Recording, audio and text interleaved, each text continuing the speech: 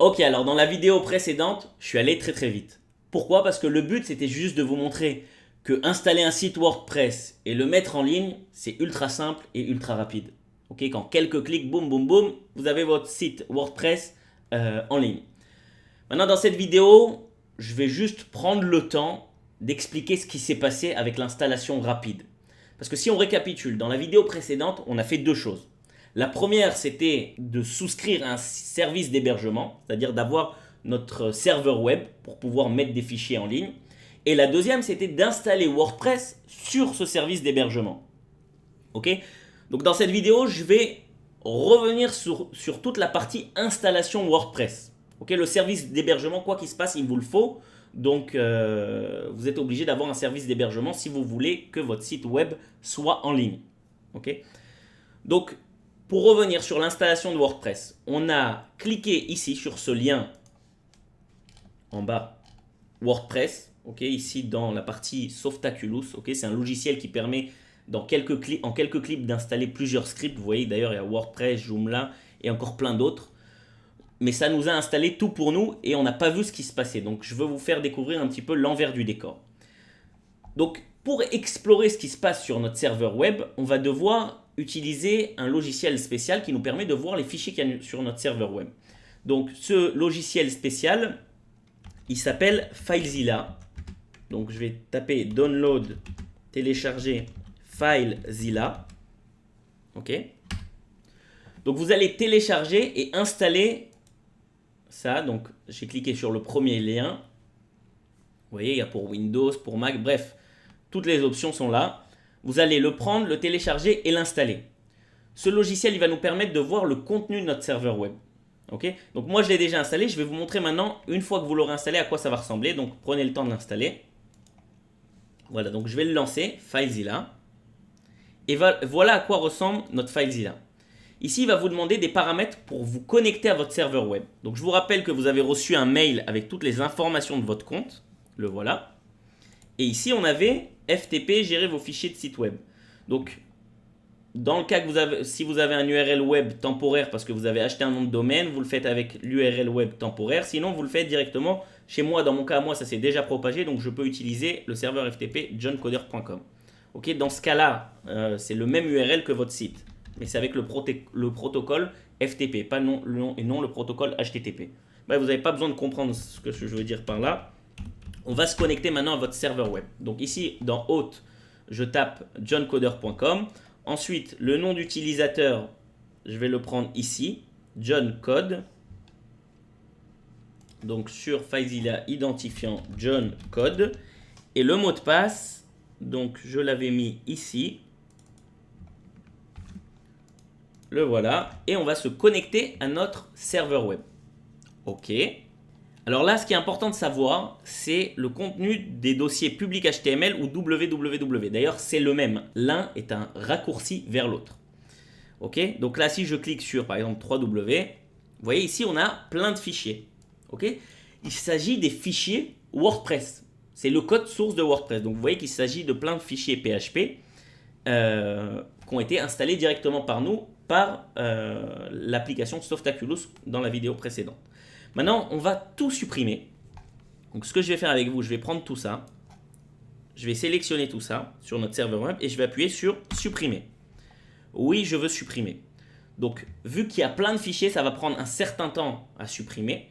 Donc, en attendant, je vais juste vous expliquer comment aussi on va s'occuper de la partie base de données. Parce qu'on a dit que WordPress, c'est des fichiers PHP reliés à une base de données MySQL. Donc, si on retourne sur votre cPanel, pour ceux qui veulent le mettre le cPanel en français, je vous montre ça, Change Language. Vous pouvez ici choisir français, Change. Et voilà, maintenant votre cPanel est en français, si c'est plus simple pour vous. Ok, donc là, dans la partie base de données MySQL, je vais cliquer dessus. Alors, moi, j'ai déjà supprimé, mais normalement, vous devez ici voir que vous avez une base de données. C'est la base de données que vous a installé le script Softaculous. Ok. Donc, vous allez supprimer cette base de données parce qu'on veut refaire la situation vierge pour pouvoir nous installer manuellement WordPress.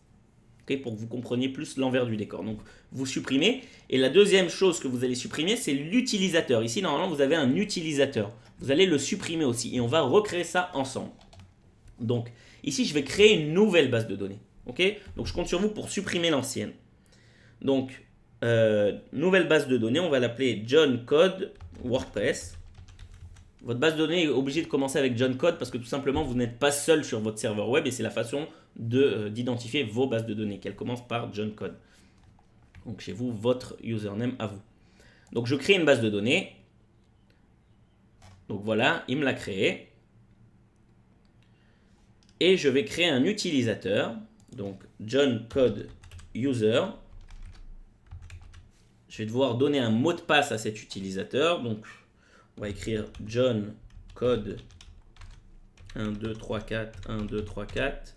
Est-ce que ça dépasse les 70? On est bon. John Code underscore 1, 2, 3, 4, 1, 2, 3, 4. On est bon. Ok, sachez, faites attention au générateur de mot de passe parce que des fois, il met des caractères qui peuvent vous poser des problèmes après pour la configuration sur WordPress. Donc, à vous de voir si vous voulez l'utiliser ou pas. Donc, je crée un utilisateur. Voilà. Et maintenant, je dois associer cet utilisateur à ma base de données. Donc, comment je fais ça? Je viens ici, ajouter un utilisateur à la base de données. Donc, j'ajoute John Code User à la base de données John Code WordPress. J'ajoute. Et là, je choisis quel privilège je veux lui donner. Donc, dans notre cas, à nous, on va lui donner tous les privilèges, mais ça permet de savoir qu'un utilisateur, il peut supprimer des lignes de la base de données, il peut en modifier, il peut juste créer des nouveaux enregistrements. Bref, vous n'êtes pas obligé de donner tous les privilèges à tous les users, mais dans notre cas, à nous, on veut donner tous les privilèges. Donc là, je dis apporter les modifications. Et voilà.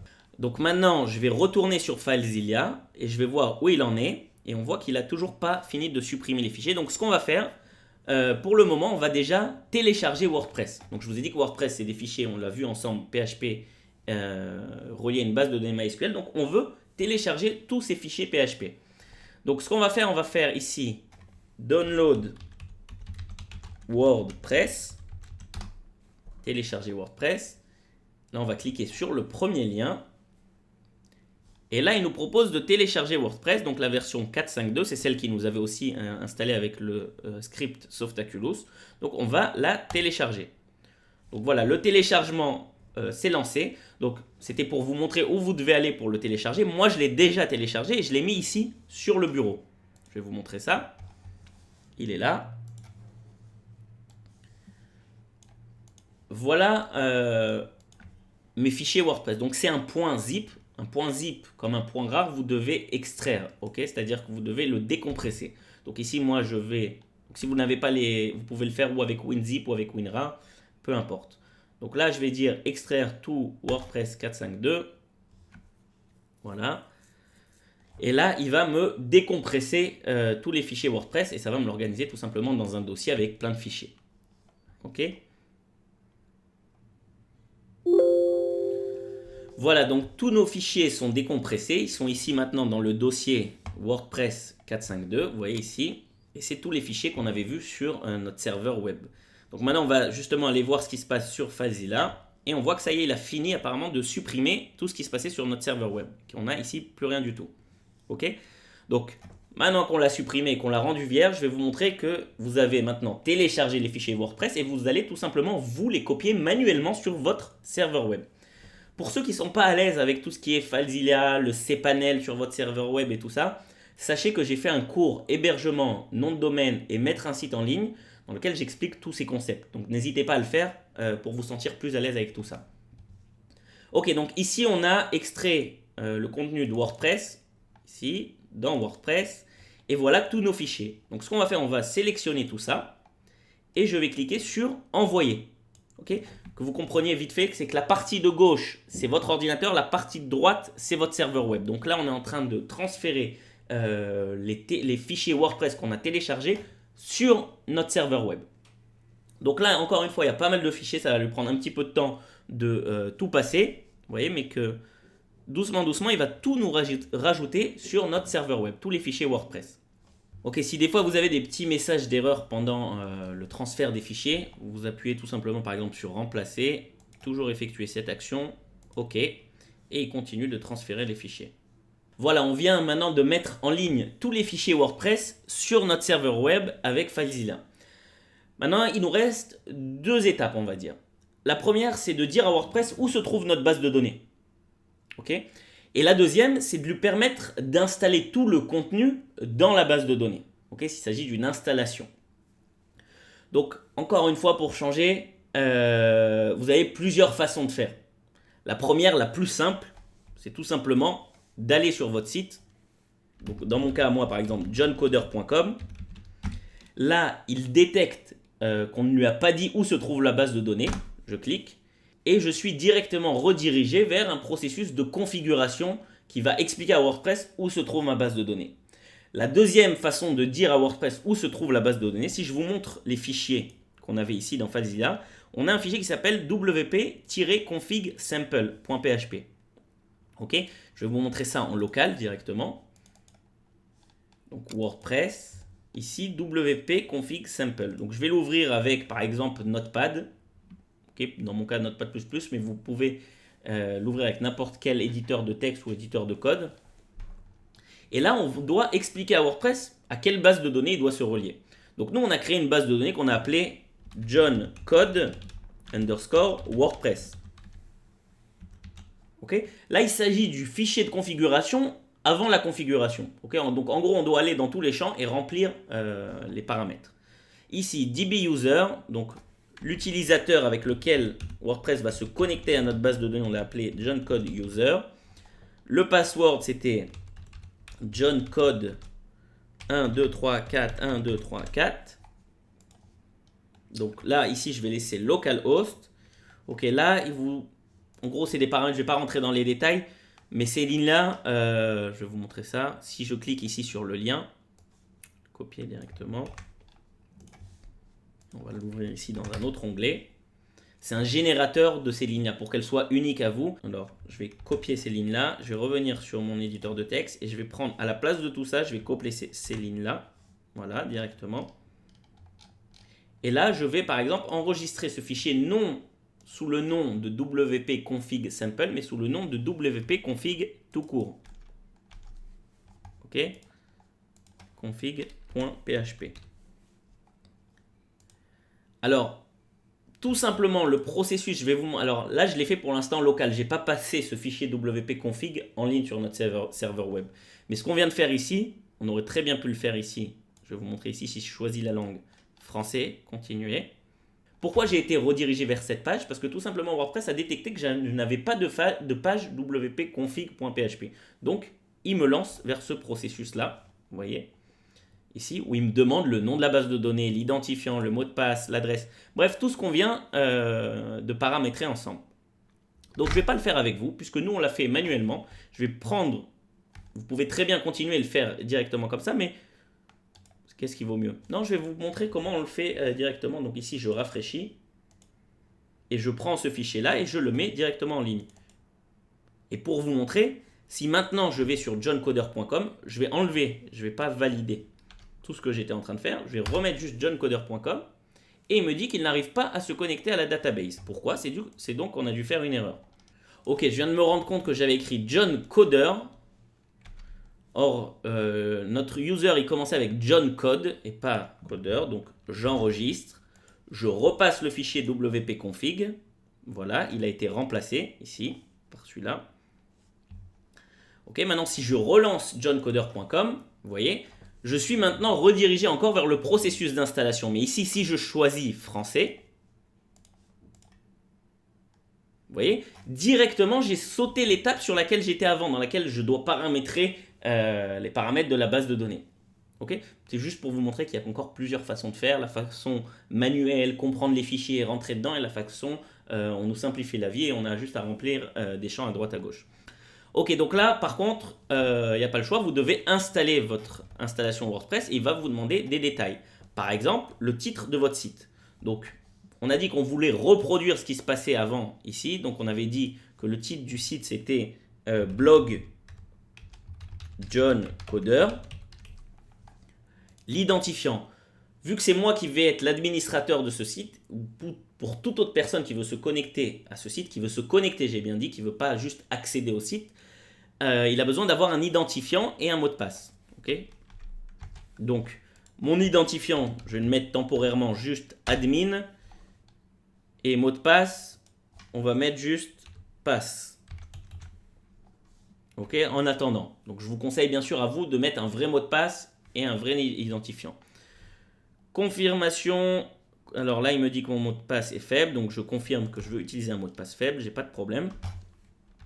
Donc, vous, je vous répète, vous utilisez un mot de passe compliqué. Donc là, mon adresse de messagerie, apprendre-à-coder.com. Est-ce que je veux demander au moteur de recherche de ne pas indexer ce site? Non, je veux qu'il l'indexe. J'ai envie d'avoir le maximum de gens sur mon site, donc je veux que les moteurs de recherche indexent ce site. Et j'installe WordPress. Ok, donc là, on voit qu'il travaille et il me dit WordPress est installé. Très bien. Maintenant, je peux me connecter à mon site WordPress. Alors, pour parler de ce qui s'est passé juste, quand on a dit, je vais revenir ici sur le menu du cPanel et je vais vous montrer que quand on dit que WordPress a été installé, si je viens ici sur PHPMyAdmin, c'est un programme qui permet de voir le contenu des bases de données. Je suis allé dans le cPanel, j'ai cliqué sur PHPMyAdmin et ici on voit notre base de données John Code WordPress. Et si je l'ouvre, vous voyez ici qu'on a plein de tabs avec plein de champs. Ok, qui sont tout simplement tout ce que WordPress a installé pour nous dans la base de données. Donc voilà, on vient d'installer manuellement WordPress. Donc pour vous montrer, donc si je viens maintenant sur johncoder.com, voilà notre site. Il est exactement comme il était avant, c'est-à-dire qu'il est en ligne.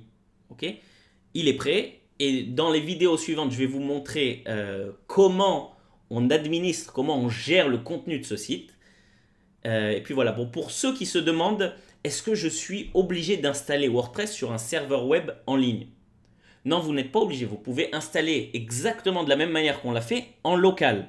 Mais bien sûr, votre site ne sera pas visible par tout le monde car il ne sera pas sur le web. Il sera juste sur votre ordinateur. Tout fonctionnera. Dans les vidéos des cours sur PHP et MySQL, j'ai montré comment on peut installer un serveur web local avec un programme qui s'appelle XAMPP. Donc vous pouvez faire ça et installer WordPress en local. Ok. Voilà, j'espère que vous avez apprécié cette vidéo et je vous donne rendez-vous dans la vidéo suivante où on va comprendre et on va découvrir un peu le système d'administration d'un site WordPress.